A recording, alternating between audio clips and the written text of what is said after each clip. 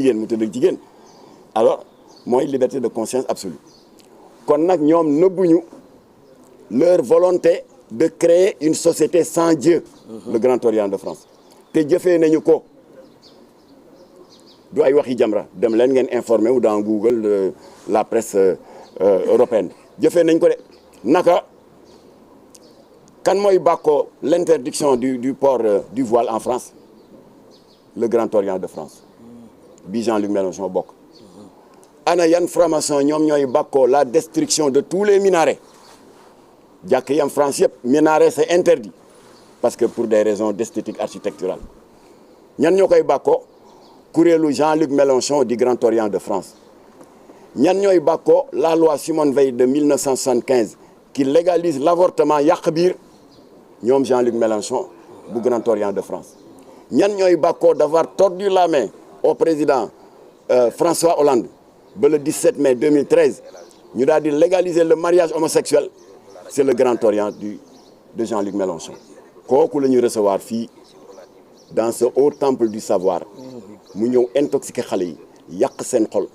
wàññi seen iman tilimal seen tawxiid ngeen bëgg a Jamra noppi ñu noppi loolu waral nag ñoom bañ ko recevoir ku wax feeñ dans ce temple du savoir di université ñu ngi ko créé en 1959 ñaata kàngam ñoo fi jaar université formaté leen ñu nekk de brillants esprits ci wàllu politique ci wàllu économie ci wàllu culture wàllu médecine Léopold Sédar Senghor fii la jaar Maître Lamine Gueye jaar na fi Cheikh Anta Diop jaar na fi Mamadou Dia fii la jaar ndem si yàlla si Omar Blondin Diop kenn mënu leen compter ba ñu jeex des éminences grises yoo xam ne université bi moo leen tabb un temple du savoir nga xam ne lan mooy vocation mooy ubbi dënnu étudiants yi jëmbat ci ay xam-xam ak jikko yu baax looloo tax université jóg Jean-Luc Mélenchon ñëw nag ak mbalitam tiim xale yi di ko déglu mu daal di dérouler sans vergogne un prosélytisme malsain ponctué d'une propagande ouverte en faveur de l'idéologie LGBT renforcée par une apologie ouverte de l'homosexualité te wax na ko ci kàddoom fa gën a dënn bi ci waxin dal di ne j'ai été le premier législateur maanaam le premier député français à avoir déposé un texte de loi allant dans le sens de la légalisation du mariage homosexuel te nee na cette liberté d'amour maanaam góor ñu may ko droit mu bëgganteeg góor ba sëy way mën cee am nee na cette liberté d'amour devrait être ouverte à tous sous un tonnerre d'applaudissements des élèves et des étudiants pendant ce temps dans la même séquence recteur bi jël kaddu pour wax ak xale yi seen njariñ les défis académiques qu'il doit relever ñu yuuxoo ko ci laa ne notre pays est en danger kii moo gën a dangereux Maline Anna Borg chef de mission électorale bi nga xam ne lesbienne la vice-présidente n'est-ce pas de l'interview LGBT du Parlement moo gën a dangereux Charles Michel bi Diomaye recevoir oon moom mi nga xam ne moom la ñu ndeyale woon sëyu góor jigéen ba lay nekk France Luxembourg Xavier Bettel moo leen gën a dangereux fuuf ndax dafa bokk ci ñi nga xam ne c'est les théoriciens de la construction d'une société sans Dieu qui a toujours été prônée par le Grand Orient de France dont il est un des membres éminents ku ma sa gis li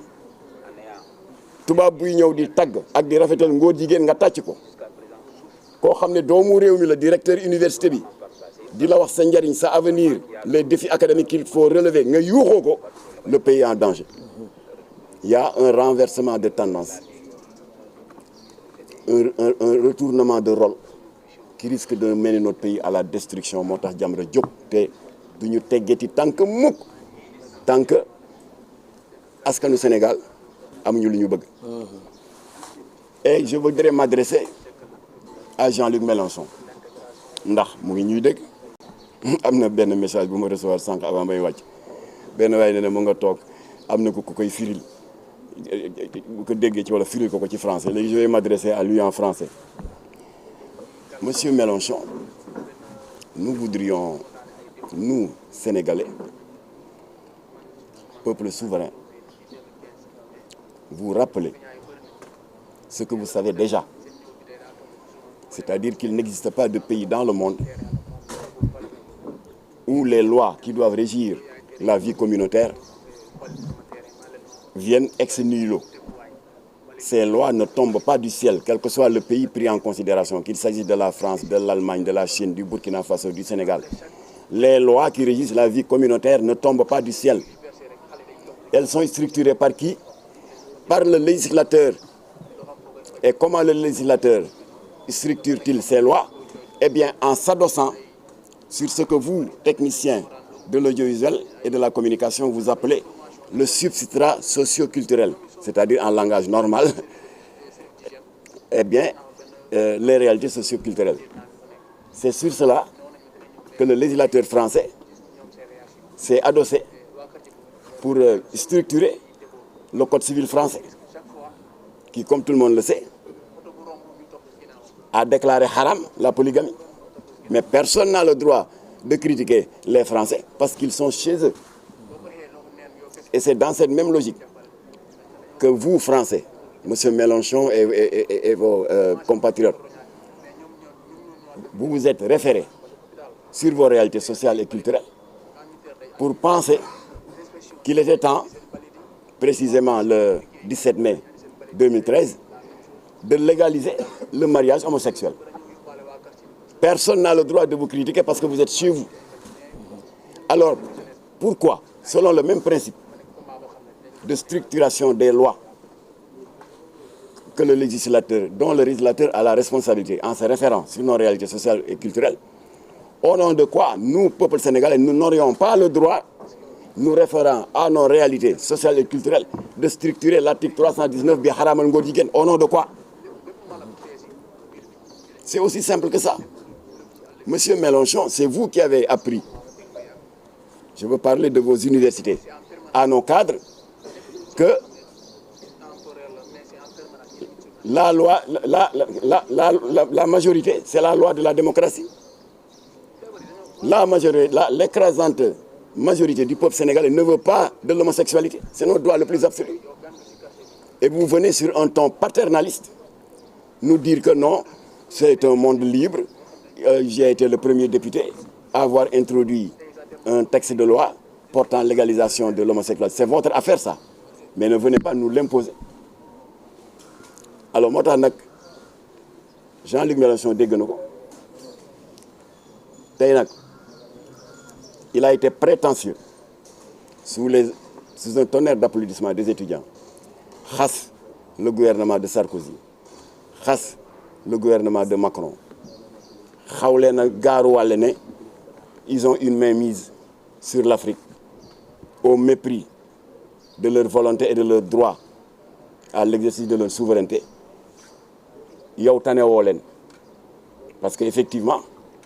Sarkozy nëbbatuwul bi ñu jàppee góor jigéen ñi fii 2008 mbaaw ñuy takk sëy Jamra oustaz Aliou Sall imam Mbaye Niang xeex ko ba ñu jàpp góor jigéen ñi lan la Sarkozy def ku ko weddi da ngay dem dans le site internet du gouvernement français www.gov.fr. Il y a 4 communiqués du Conseil des ministres ci mois de janvier parce que le Conseil des ministres se réunit 4 fois dans le mois boo ñu fa demee gis ko Sarkozy lu mu wax dafa def communiqué daal di ne suite à l'arrestation de ces jeunes Sénégalais qui n'ont fait qu'assumer leur orientation sexuelle ñoom ñoo koy rafetale noonu donc des homosexuels. Le gouvernement français exprime sa plus vive préoccupation au lendemain de leur arrestation. Loolu du ingérence ba noppi. Le maire homosexuel de Paris kenn tuumaalu ko kenn xasulu ko moom moo def son coming out moo dem ci télévision bi ne góor jigéen la Bertrand Delanoë daa di ko emboîter le pas daal di bind à 2 maires de ville ici au Sénégal am nañ copie nee leen man Bertrand Delanoë en tant que président de l'association des maires francophones maa ngi leen di ñaan ngeen wax président Ablaye Wade nañu bàyyi góor jigéen yooyu loolu du ingérence. ba noppi le ministre de la santé Roselyne Bachelot emboîté ko le pas dal di duut baaraam Bernard Kouchner qui était à l'époque ministre des Affaires étrangères mais ko yow bi nga xam ne yaa yore suñu kaddu au plan international waxal Sénégal nañu bàyyi góor jigéen yi ñu tëj kooku du ingérence kon monsieur Mélenchon vous n'êtes pas mieux loti que ñoom dañu affiché wu yow da ngay nëbbatu ñëw fii université pour intoxiquer les enfants pour dugal leen ci musiba. Et enfin je vais terminer par un appel, un constat et un appel en m'adressant à monsieur Ousmane Sonko. mënuma ne premier ministre Ousmane Sonko parce que moom moo ne bi muy invité Mélenchon invité wu ko en tant que premier ministre moo ko wax nee na dama ko invité en tant que leader d'un parti qui s'appelle le PASTEF qui a invité un leader d'un autre parti